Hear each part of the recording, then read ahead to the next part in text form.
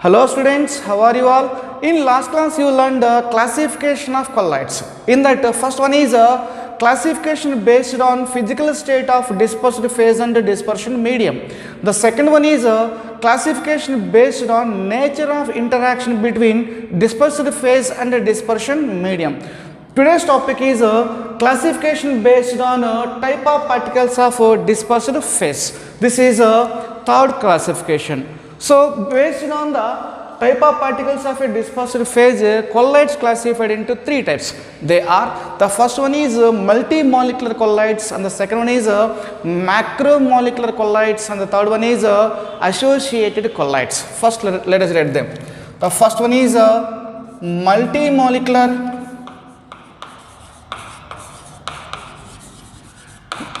multimolecular colloids. Second one is macromolecular colloids. Third one is associated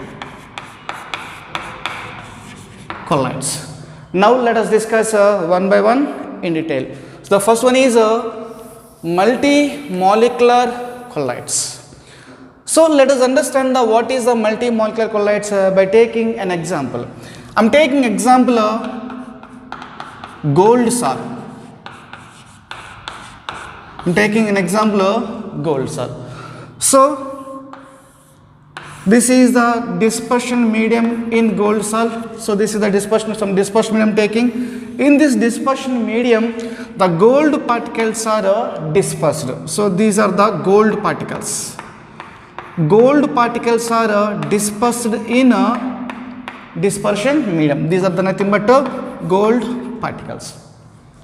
The size of the gold particle is less than 1 nanometer. So that so large number of gold atoms, many number of gold atoms aggregate together to form a species. Suppose I am taking these are the particles. So here is a large number of gold particles aggregate together to form a species in the colloidal range. So suppose I am taking one more. So these are the large number of gold particles aggregate. Large number of gold particles are aggregate together to form a species in the colloidal range. So this type of colloids are called as multimolecular colloids. Let us take one more example. I am taking a sulfur salt.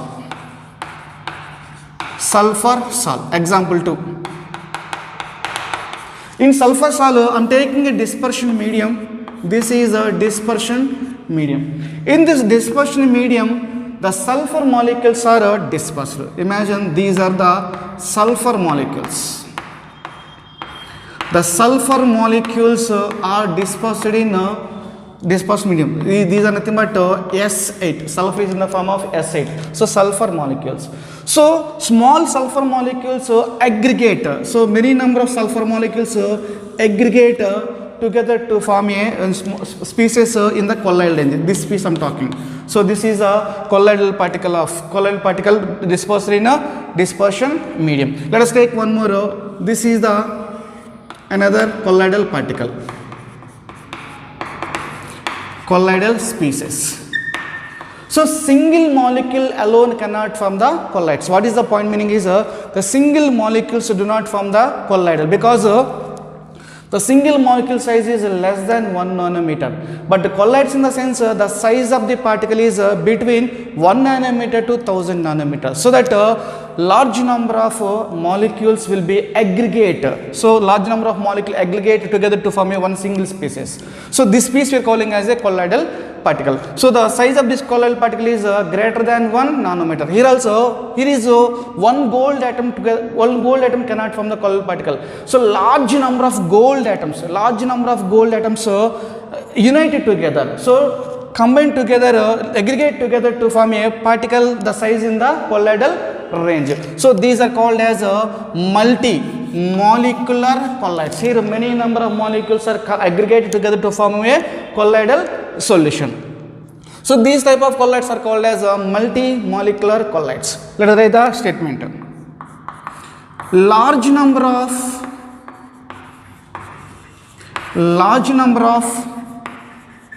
atoms large number of atoms, in this case gold atoms, large number of gold atoms are small molecules, small molecules of sulfur. So large number of atoms are small molecules of the dispersed phase, of the dispersed phase. So these are gold, these are nothing but dispersed phase, dispersed in a dispersed medium. Here sulfur molecules are the dispersed phase. So large number of molecules will be aggregate together to form a colloidal space. So the dispersed phase is these nothing but sulfur molecules, aggregates of sulfur molecules. So large number of atoms are small molecules of dispersed phase, aggregate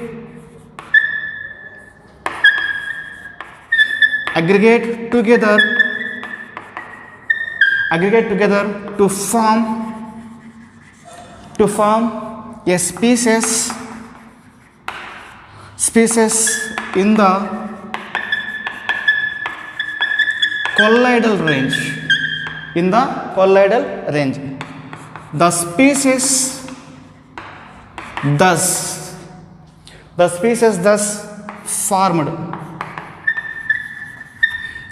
thus formed are called multimolecular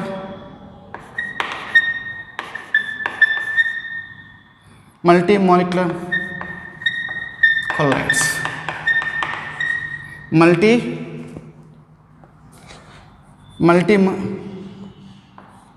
Multimolecular colloids. So the single molecule alone cannot form the colloid, so that many number of molecules are combined, aggregate together to form a one colloidal species. So this type of colloids are called as a multimolecular colloids. So this is the first one.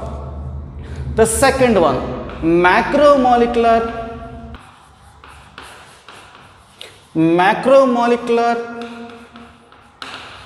colloids. So the second one is macromolecular colloids. Now let us understand what is a macromolecular colloids by taking an example. So I'm taking a starch, macromolecules, starch you can take, or you can take cellulose. Cellulose you can take, it is a macromolecule, they are very large, big molecules. Cellulose you can take. Proteins you can take, it is also a macromolecule, very big molecule. And you can take enzymes, or you can take polystyrene, nylon, etc. So all these are the macromolecules. Right, these macromolecules I am dispersing in a dispersion medium. I am taking a dispersion medium. In this dispersion medium, to this dispersion medium, I am adding these macromolecules. You can add starch, or you can add cellulose, or you can add protein or enzymes. Any macromolecule you can add to this dispersion medium. So you will get a solution, colloidal solution. This is a colloidal solution. In this colloidal solution, the size of these macromolecules are in the colloidal range. Such type of colloids are called as macromolecular colloids. So what is this point is macromolecules in a suitable solvents, nothing but dispersion medium. Macromolecules in a suitable solvents form a solution, form a colloidal solution in which the size of the macromolecules are in the colloid range. Such type of systems are called as macromolecular colloids. So instead of starch you can take cellulose. So the cellulose is adding to the dispersed medium suitable solvent. Then we will get a colloidal solution. So these are particular nothing but dispersed phase. This dispersed phase maybe you can take starch, or you can take cellulose, or you can take protein, or you can take enzymes, or you can take polystyrene, nylon, etc. So this dispersed phase is dispersed in a dispersion medium. The size of the single molecules, one molecule itself, the size is equal to the size of the colloidal range. The size of the colloidal range. Such type of colloids are called as macromolecular colloids. So macromolecules in a suitable solvent form a solution in which the size of the particles are in the colloidal range. Such systems are called as macromolecular colloids. Now let us write the statement relating to it. Macromolecules in suitable solvents, macromolecules in suitable solvents form solution in which the size of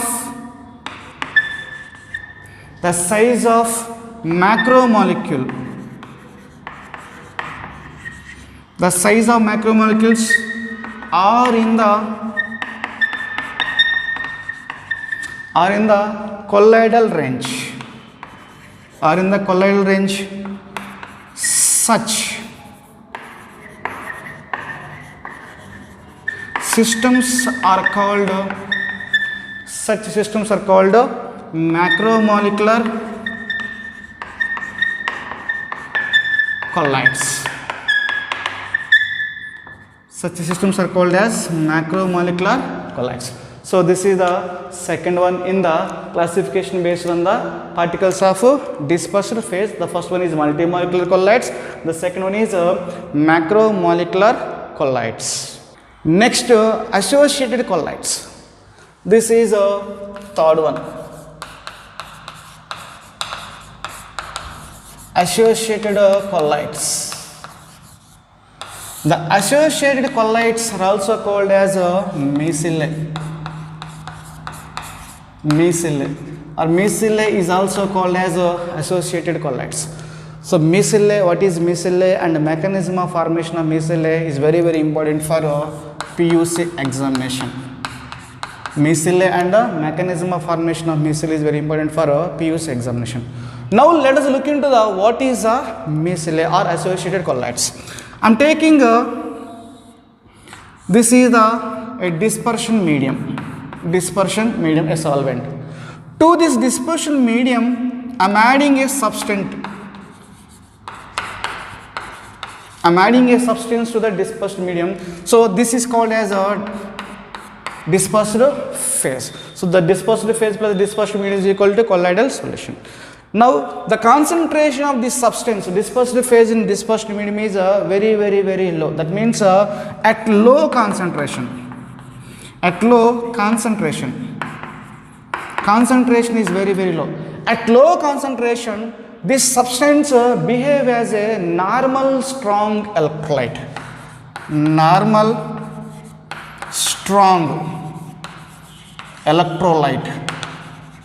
What is my point is we are adding substance to the dispersion medium at very low concentration. Concentration is very less. At low concentration, what is the substance we are adding to the dispersed medium that behave as a normal strong electrolyte at low concentration.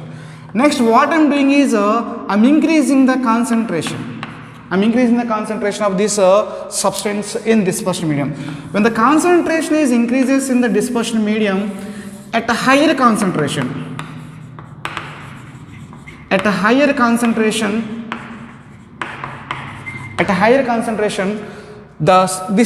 will behave as they exhibit the colloidal property. So at low concentration there is no colloidal property. At a higher concentration of a substance in the dispersed medium exhibit colloidal behavior. Now the question is arises. So why the substance exhibit colloidal behavior at higher concentration? Why should not exhibit the colloidal behavior at lower concentration? This is mainly due to here is the particles present. Particles will be aggregate together to form a colloidal range particle. Here is only single particles will be located like this. Particles will be there. These particles will be aggregate. So aggregate together to form a one particle of colloidal size, colloidal range. So like this, many number of particles aggregate. At a higher concentration to form a colloidal range particles. These aggregates is calling as a mesylae. So what is my point is at low concentration, so the substance what we are adding, they behave as a strong electrolyte, normal strong electrolyte. When the concentration increases, the particles will be aggregate. The particles will get aggregate and form the size of the particle in the colloidal range. As a result, at higher concentration, the substance can exhibit colloidal behavior. This is dispersed medium. This is the dispersed phase. The particles thus formed, the aggregates thus formed are called as a mesocyl. What are the aggregates are formed? These aggregates we are calling as a mesocyl. And one more important point is the mesocyl formation takes place above a particular temperature. The formation of mesocyl takes place above a particular temperature. The temperature is called as a Kraft temperature. Kraft temperature. Kraft temperature nothing but the mesocyl formation takes place above a particular temperature. The temperature is called as a Kraft temperature, and above a particular concentration is called as a critical mesocyl concentration. Very important for one more question. What is Kraft temperature? What is critical mesocyl concentration? So critical mesocyl concentration. Critical mesocyl concentration, CEMC, critical mesocyl concentration. So what is the Kraft temperature? What is the critical mesocyl concentration? Means Kraft temperature is the mesocyl formation takes place. The mesocyl formation takes place above a particular temperature. The mesocyl formation takes place above a particular temperature is called as a Kraft temperature, and above a particular concentration is called as a critical mesocyl concentration. So critical mesocyl concentration. Next, what are the colloids are formed here? What is the colloid particles are formed? They have both hydrophobic part and hydrophilic part. They have hydrophobic and hydrophilic. And what are the aggregates are formed? They contain as many as 100 or more than 100 normal molecules. So what is this mesocyl? This mesocyl contain many number of particles. That particles may be as many as 100 or more than 100 normal molecules will be there. This is the mesocyl. Now let us write the points related to the associated colloids and the mesocyl. First point. There are some substances at lower concentration. There are some substances at lower concentration behave as a normal strong electrolyte. Normal strong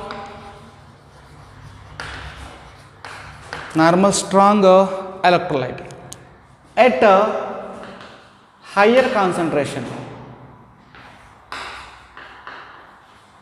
At higher concentration exhibit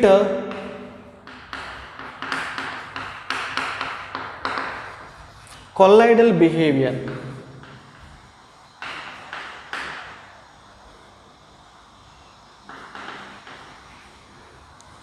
Exhibit colloidal behavior due to the formation of aggregates. Due to the formation of aggregates. The aggregated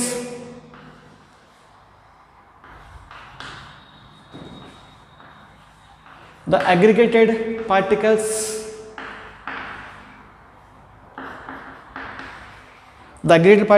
thus formed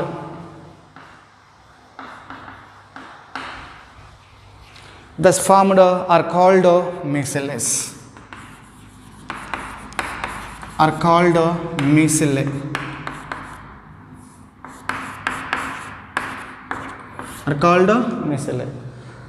Next point.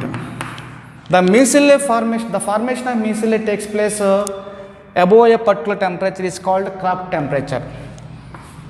The formation of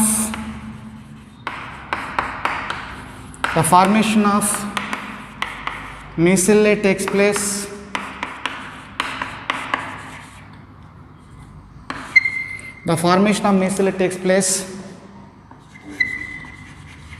above a particular temperature.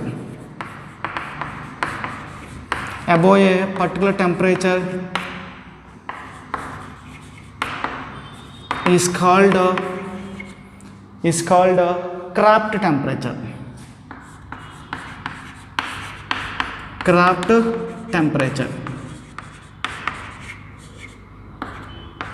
Kraft temperature and above a particular concentration and above a particular concentration is called critical Meissele concentration, CMC, very very important. Critical Meissele concentration,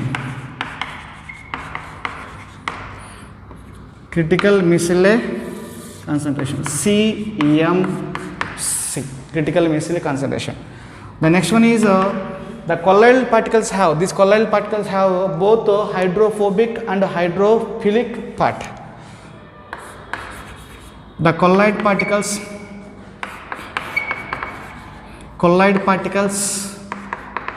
have simply the colloids have both hydrophobic and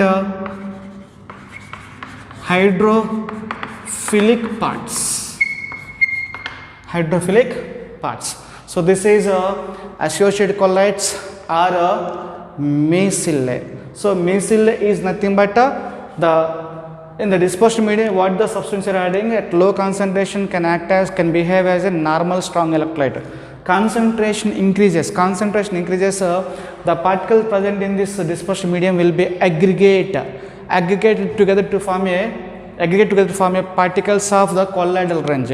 So what is the aggregated particle formed? What is this aggregated particle formed? We have to call it as a Meissele. So the formation of Meissele takes place at above a particular temperature is called as a Kraft temperature, and above a particular concentration is called as a critical Meissele concentration. So this Meissele have two parts. One is a hydrophobic part and the second one is a hydrophilic part. So this is associated colloids are Meissele. Next, mechanism of Meissele formation. So let us take an example of soap solution. Example, I am taking a soap solution. So let us understand the mechanism of Meissele formation by taking a soap solution. First we need to define what is a soap. The soap is nothing but sodium potassium salts of higher fatty acids. The sodium potassium salts of higher fatty acids are called as a soap. Sodium or potassium salts of higher fatty acids. Higher fatty acids are called soap. So this is the soap. So the soap represented as RCOO minus Na plus. RCOO minus Na plus, or we can represent as RCOO minus K plus. So sodium or potassium salt of higher fatty acids, so RCOO minus Na plus, RCOO minus K plus. So anything we can represent. So this all is nothing but alkyl group. The R is a long chain alkyl group. Let us take one example for the soap. I am taking a sodium stearate.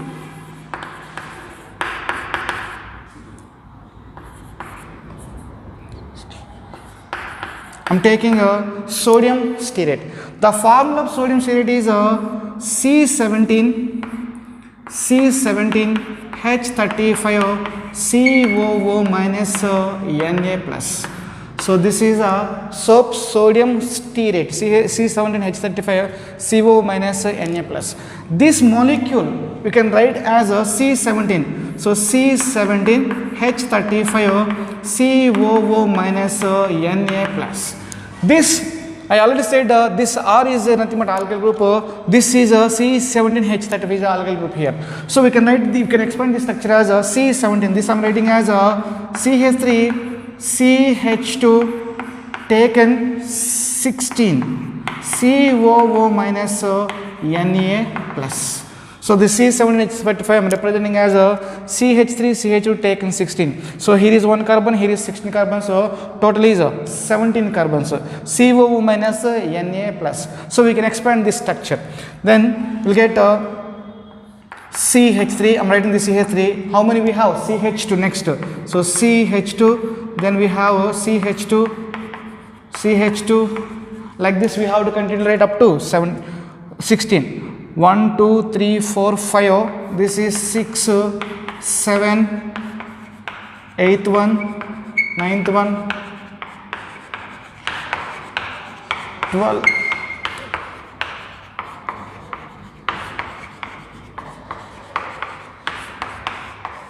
Minus this is Na plus. The total number of carbons 1, 2, 3, 4, 5, 6, 7, 8, 9, 10, 11, 12, 13, 14, 15, 16, 17. So I wrote C17, COH35, COO minus Na plus. So this soap has two parts. One is a hydrophobic part and the second one is a hydrophilic part. So this one. So all this carbon chain is a hydrophobic in nature. All this carbon chain is hydrophobic.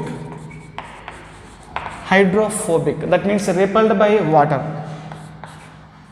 Water repelling. Hydrophobic in the sense water repelling. This total carbon chain is water repelling. So water repelling, this is nothing but non-polar. This is a non-polar tail. This is non-polar in nature. It is, we have taken as a tail. So this is one part of soap. One part of soap contains two parts. One is a hydrophobic part. It is also nothing but non-polar part. It is water repelling. So another part of the soap is COO minus Na plus. This COO minus we have to take as hydrophilic. Here is hydrophobic, water repelling, hydrophilic. This is hydrophilic. Hydrophilic nothing but water loving or attracting. Water loving or attracting. So this COO minus Na plus is water attracting or water loving or water attracting or water loving. This is polar in nature. This is polar head. So this is the two parts of the soap. The soap consists of two parts. One is hydrophobic part, another one is hydrophilic part. Hydrophobic in the sense this is repelled by water molecule and this is attracted by the water. Hydrophilic in the sense attracted by water. So this hydrophobic is also you have to take as a non-polar tail and hydrophilic part nothing but water loving species in the COO minus. This is COO minus we have to take as hydrophilic. It is also nothing but polar in nature. So this is the parts of the soap. So soap is nothing but sodium potassium salt of higher fatty acid, generally represented as RCO minus Na plus. This R is nothing but alkyl group. This is the hydrocarbon chain. Nothing but this is nothing but alkyl group. Simply I represent as this R. This R meaning is this alkyl group. Now whenever the soap is added to the water, I'm taking this soap. I'm taking this soap. I'm adding to this water. Now the soap is adding to the water. Now look at this. I took water. To this water I am adding soap. Soap, water. So whenever the soap is added to the water at a low concentration is very less, then this hydrophobic part will be present outside the surface and this hydrophilic part will be present inside the solution. If this is surface, this molecule I am representing as in another way. So 1, 2, 3, 4, this molecule I am representing as 1, 2, 3, 4, 5, 6, 7, 8, 9, 10, 11, 12, 13, 14, 15, 16, 17. So COO minus Na plus. So this is nothing but simply this hydrocarbon part I took like this. This one I am representing as like this one. And here we have is COO minus. So the tail hydrophobic part I placed up outside of this water surface, and CO minus present inside. This means this CO minus is hydrophilic, will be attracted by the water. So this is repelled by water. This is attracted by water. This is repelled by water. So I am representing like this. So all these soap molecules on the surface of this water. Negative part simply I am representing. This is negative part, COO minus. This is a COO minus. At a lower concentration, when the concentration of this soap solution, when the concentration of the soap increases in the solution water, then all these molecules will be pulled inside. All the molecules will be pulled inside. So when the molecules are pulled inside, they can form one spherical shape colloid. So I am taking like this. This is a spherical shape structure formed inside the water, right? In this, the CO minus pointing outside, this tail hydrophobic part will be present inside center of this sphere, like this. So COO minus, COO minus,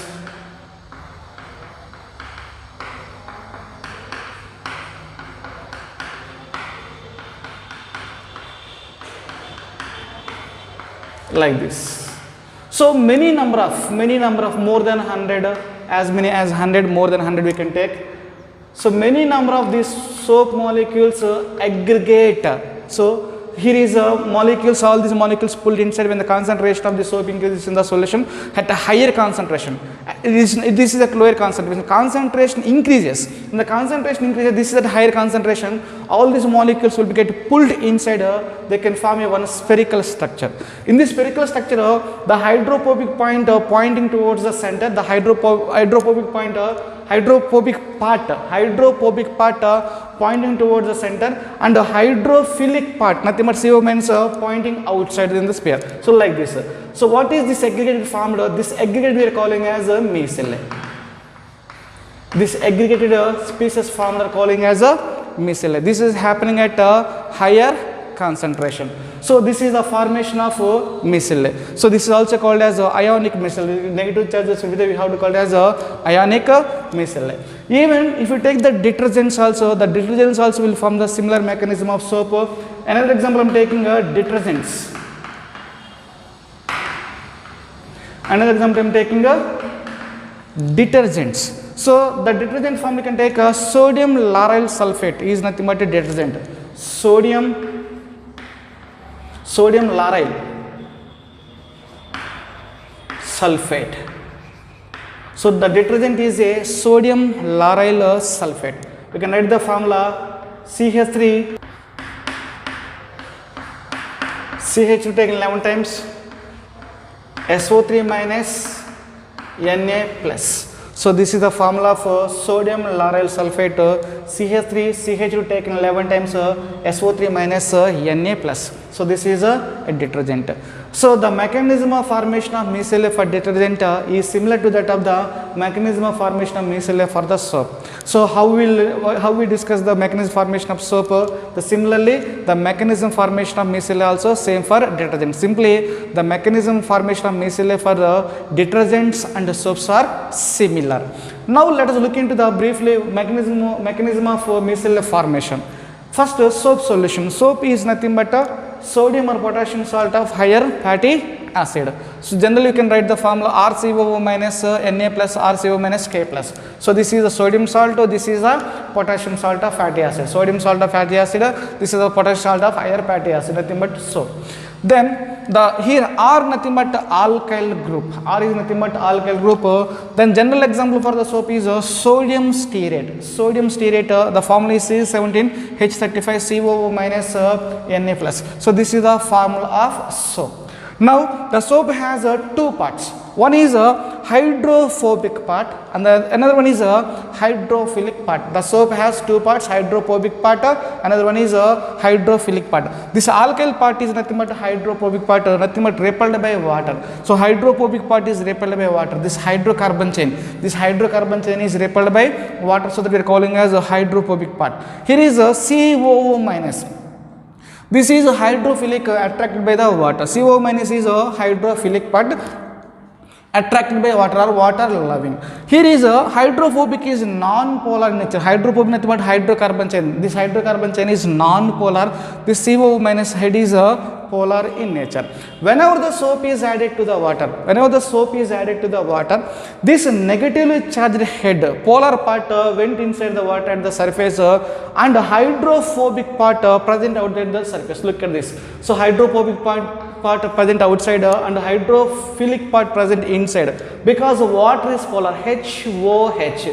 So hydrogen is partially positive, this hydrogen is partially positive, oxygen is partially negative. So this partially positive charged hydrogen, negatively charged this head, both will be attracted. As a result, there is attractive force developed between the water molecule and hydrophilic part of this soap. So this is non-polar, so there is no attraction between the water and this hydrophobic part, non-polar part. Clear?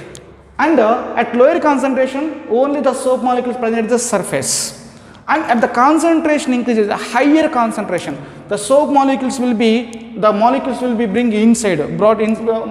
come inside, they form a one spherical structure. So they form a one spherical structure. In this spherical structure, the tail, nothing but hydrophobic part pointing towards inside, hydrophilic part pointing outside. So at a higher concentration, these soap molecules will come inside. At a higher concentration, soap molecules will come inside, and they will form a one spherical structure. In this spherical structure, the tail, nothing but non-polar part pointing towards inside, and negatively charged, nothing but hydrophobic part pointing outside. This is the spherical. So this is the aggregate particle. Aggregated particle thus formed is called as a micelle. Micelle is nothing but aggregated particle, not a single particle. So single molecule. Aggregation of these particles are nothing but we are calling as a micelle. Aggregated particle thus formed are called as a micelle. So micelle formation. So this is negatively charged, so that we have to call it as ionic micelle. This is the mechanism of micelle formation. Next, cleansing action of soap. Now let us understand the cleansing action of soap by taking an example. I am taking a cloth. On the surface of cloth there is a grease stain. Grease, or it can take as a oil droplet. A grease or oil droplet is present upon the cloth. Then whenever the grease droplet or oil droplet present on the cloth, we have to dip this cloth in a soap solution.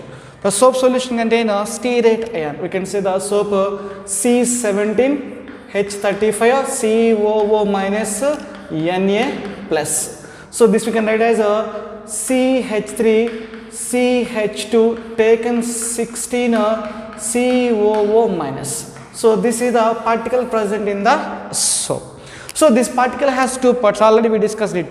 So this part, alkyl group is called as a hydrophobic part.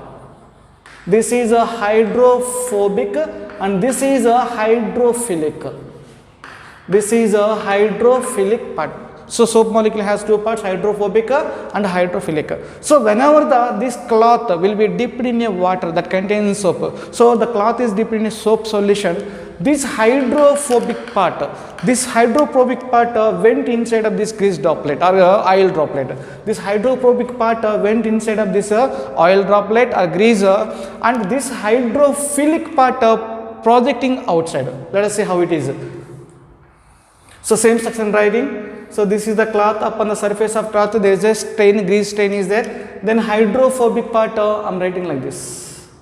So this is the hydrophobic part present inside, and hydrophilic part. This is hydrophilic point projecting outside on the surface of grease droplet like this.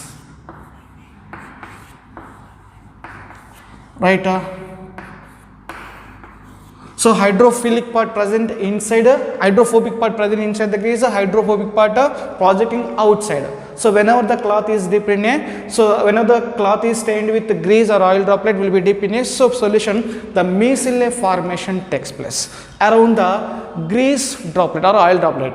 So micelle formation like this.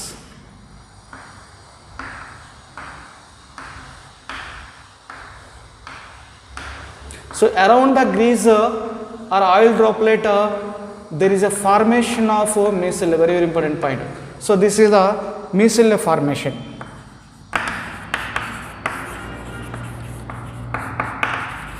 Micellar formation. So after formation of micellar around the oil droplet or grease, the negatively charged, nothing but polar group of stearate ion interact with water. What is my meaning is, I am taking water. In this water there is a soap. We are dipping this cloth with stained with grease or oil droplet. We are dipping in a soap solution. Then there is a formation of a micellar takes place. Already we seen there is a formation of a micellar. This negatively charged, the negatively charged hydrophobic part of stearate ion interact with water. Nothing but the polar group of this stearate ion interact with water. I am showing like this.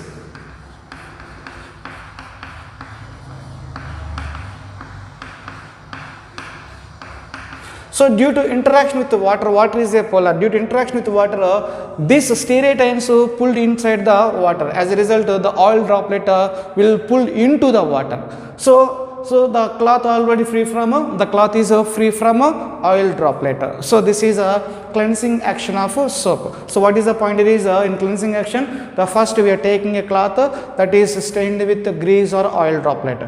That cloth we are dipping in a water that containing soap. The soap that nothing but stearate ion. So whenever the cloth is dipped, another cloth containing staining with oil droplet or grease dipped in a soap solution, there is a formation of a micellar. So after formation of micellar, in the micellar, the negatively charged hydrophobic part pointing to outside and hydrophilic part pointing outside, hydrophobic point present inside the grease. So this is the micellar formation. So this negatively charged part, negatively charged hydrophilic part interact with water. This negatively charged polar part of this soap molecule interact with the water. As a result, the oil droplet will be pulled into the water. So this is a cleansing action of soap. Next class I will come out with another continuation topic.